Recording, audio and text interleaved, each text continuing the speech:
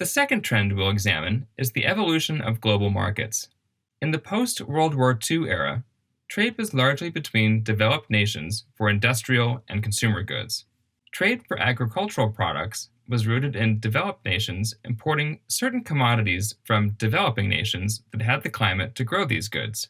In the latter part of the 20th century, it evolved into the US and Europe importing consumer and industrial goods from developing, production focused nations, most notably China.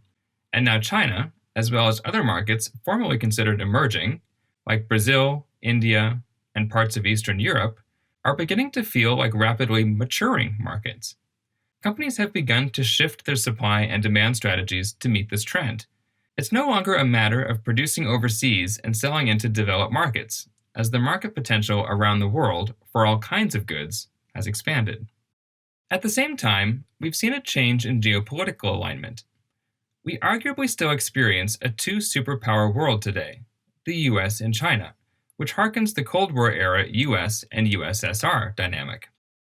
China's steps to expand their international influence, particularly with the Belt and Road Initiative, has caused companies to more carefully consider where they are placing their supply base and which influences they could be vulnerable to in the future.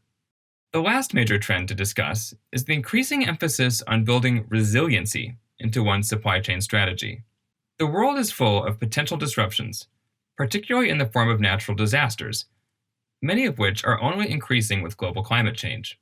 The Fukushima earthquake referenced earlier was a major disruptor to the automotive and consumer electronics industries. The Thailand floods of the same year had a tremendous impact on some high-tech industries. And the eruption of an Icelandic volcano the year before, in 2010, had a major impact on transatlantic air freight operations. Sea level rise and more extreme weather cycles are having similarly high impacts, with elevated frequency and severity of typhoons in the Pacific to the drought that hampered Panama Canal operations in 2019. As a response to these threats, companies need to source major components and supplies from more than one global location in order to build in backup supplies and contingency plans. Companies are increasingly moving from silo-shaped supply bases, in which they have key relationships with a handful of suppliers, who then have key relationships with their own handful of suppliers, to a pyramid-shaped supply chain, in which each company in a chain has 3 or more sources for any given input. Note that complex industries, like commercial aircraft, are an exception to this trend. The barriers to entry and the size of the market dictate that fewer suppliers is still the better strategy in some cases. Pyramid-shaped supply bases also help provide flexibility amidst rapidly changing geopolitical realities and trade regulations, allowing companies to smoothly shift their supply chains as global events and political realities unfold.